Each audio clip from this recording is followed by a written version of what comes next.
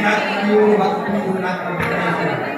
Nationally, the data from the Code of Agriculture and the Grand National Education Today pinagpapakita na 31.1% ng Pilipinos still be moderate to severe food insecurity, and approximately 25.9%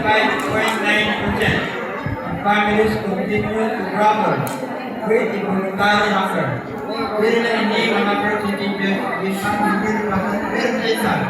ilan kabataan who rate are undernourished during the first 1,000 days of life.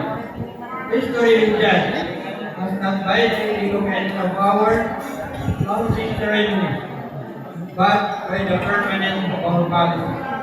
On behalf of the Sangguniang Bayan and the Committee on Health, padayon kami ang mag-provide in legislative backing, institutional security, and capacity development for our local nutrition focus. In fact, last week, napuruan na namin ang Municipal Nutrition from 2026 to 2027. This is related to our 4,000 Buddha. Yan ang siguro mga permanent na local grants ang kanan municipal nutrition. To our regional partners, salamat sa iyo kapusan na inahamong minahang including us as the full of members.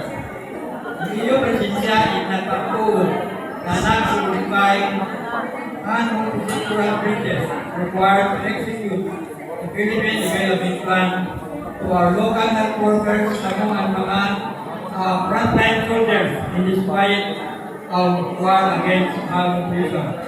As we move back to our respective offices and barangays, ayaw kita ang kalimot.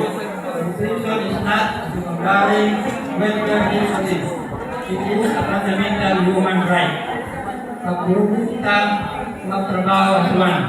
Ang one ang divided municipal active revolution security achieve contribution sa kapangalan. Salamat and to the organizers, congratulations again. Hoping agar for a better and brighter now.